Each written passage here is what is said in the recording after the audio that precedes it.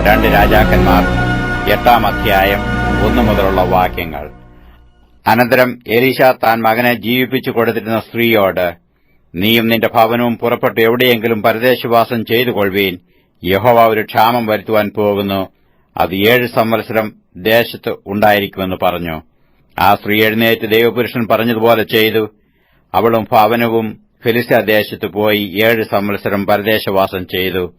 7 സംവത്സരം കഴിഞ്ഞിട്ട് അവൾ ഫിലിസ്ത്യാദേശത്ത് നിന്ന് മടങ്ങിവന്നു. പിന്നെ അവൾ തന്റെ വീടും നിലവും സംബന്ധിച്ച് രാജാവിനോട് സങ്കടം ബോധിപ്പിപ്പാൻ ചെന്നു. അന്നേരം രാജാവ് ദൈവപുരുഷന്റെ ബാല്യക്കാരനായ ഗേഹസിയോട് സംസാരിക്കയിൽ, എലീശ ചെയ്ത വൻകാര്യങ്ങളൊക്കെയും നീ എന്നോട് വിവരിച്ചു പറക എന്ന് കൽപ്പിച്ചു. മരിച്ചുപോയവനെ ജീവിപ്പിച്ച വിവരം അവൻ രാജാവിനെ കേൾപ്പിക്കുമ്പോൾ തന്നെ അവൻ മകനെ ജീവിപ്പിച്ചു കൊടുത്തിരുന്ന സ്ത്രീ വന്ന് തന്റെ വീടും നിലവും സംബന്ധിച്ച് രാജാവിനോട് സങ്കടം ബോധിപ്പിച്ചു. അപ്പോൾ ഗേഹസി, യജമാനായ രാജാവേ, ഇവൾ തന്നെ ആ സ്ത്രീ, എലീശ ജീവിപ്പിച്ചു കൊടുത്ത മകൻ ഇവൻ തന്നെ എന്ന് പറഞ്ഞു. രാജാവ് സ്ത്രീയോട് ചോദിച്ചപ്പോൾ അവളും അത് വിവരിച്ചു പറഞ്ഞു. രാജാവ് ഒരു ഉദ്യോഗസ്ഥനെ നിയമിച്ചു.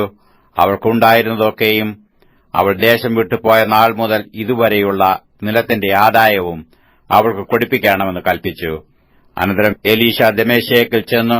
അന്ന് അരാം രാജാവായ ബെൻഹദദ് ദീനം പിടിച്ചു കിടക്കുകയായിരുന്നു. ദൈവപുരുഷൻ വന്നിട്ടുണ്ട് എന്ന് അവൻ അറിവ് കിട്ടി. രാജാവ് ഹസായേലിനോട് ഒരു സമ്മാനം എടുത്തുകൊണ്ട് ദൈവപുരുഷനെ ചെന്ന് കണ്ടു. ഈ ദീനം മാറി എനിക്ക് സൗഖ്യം വരുമോ എന്ന് അവൻ മുഖാന്തരം യഹോവയോട് ചോദിക്കാമെന്ന് പറഞ്ഞു. അങ്ങനെ ഹസായേൽ ദമേശേക്കിലെ വിശേഷ വസ്തുക്കളിൽ നിന്നൊക്കെയും എടുത്ത് 40 ഒട്ടകച്ചുമടുമായി അവനെ ചെന്ന് കണ്ടു അവന്റെ മുമ്പിൽ നിന്നു. നിന്റെ മകൻ അരാം രാജാവായ ബെൻഹദദ് എന്നെ നിന്റെ അടുക്കൽ അയച്ചു ഈ ദീനം മാറി എനിക്ക് സൗഖ്യം വരുമോ എന്ന് ചോദിക്കുന്നു എന്ന് പറഞ്ഞു. അതിനു എലീശ, നീ ചെന്നു അവനോട് നിനക്ക് നിശ്ചയമായിട്ട് സൗഖ്യം വരുമെന്ന് പറക. എന്നാൽ അവൻ നിശ്ചയമായും മരിച്ചു പോകുമെന്ന് യഹോവ എനിക്ക് വെളിപ്പെടുത്തി തന്നിരിക്കുന്നു എന്ന് പറഞ്ഞു.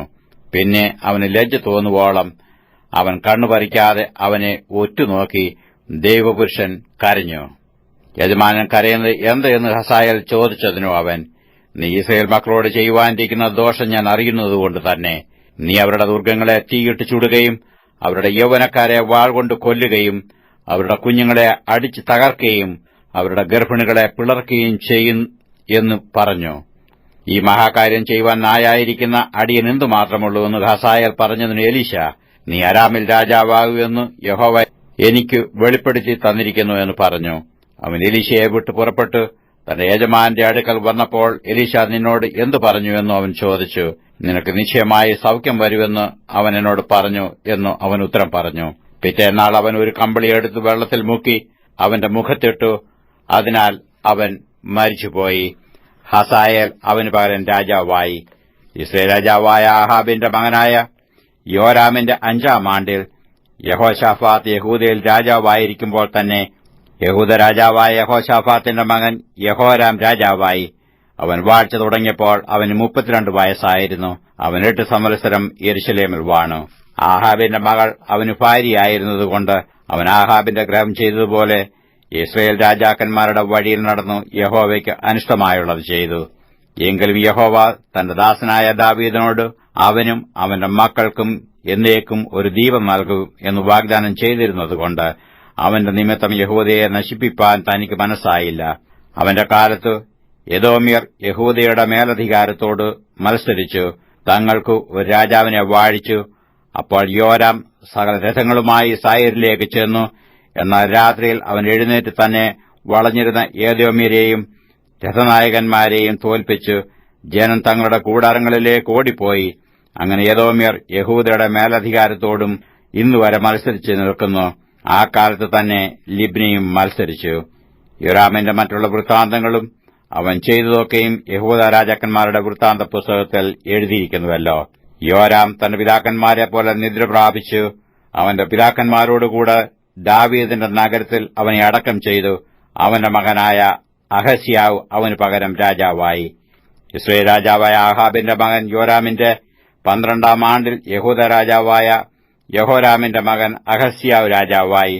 അഹസ്യാവ് വാഴ്ച തുടങ്ങിയപ്പോൾ അവന് 22 വയസ്സായിരുന്നു. അവൻ 1 സംവത്സരം യെരൂശലേമിൽ വാണു. അവന്റെ അമ്മയ്ക്കു അഥല്യ എന്നു പേർ. അവൾ ഇസ്രായേൽ രാജാവായ ഒമ്രിയുടെ പൗത്രിയായിരുന്നു. അവൻ ആഹാബ് ഗ്രഹത്തിന്റെ വഴിയിൽ നടന്നു. ആഹാബ് ഗ്രഹം ചെയ്തതുപോലെ യഹോവയ്ക്ക് അനിഷ്ടമായുള്ളത് ചെയ്തു.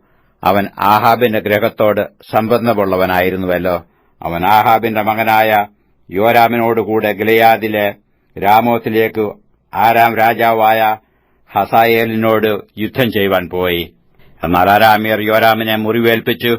അരാം രാജാവായ ഹസായേലിനോടുള്ള യുദ്ധത്തിൽ രാമയിൽ വെച്ചു ആരാമ്യർ തന്നെ വെട്ടിയ മുറിവുകൾക്ക് ഇസ്രയേലിൽ വെച്ച് ചികിത്സ ചെയ്യേണ്ടതിന് യോരാം രാജാവ് മടങ്ങിപ്പോയി. ആഹാബിന്റെ മകനായ യോരാം രോഗിയാകൊണ്ട് യഹൂദരാജാവായ യഹോരാമിന്റെ മകൻ അഹസ്യാവ് ഇസ്രയേലിൽ അവനെ കാൺമാൻ ചെന്നിരുന്നു.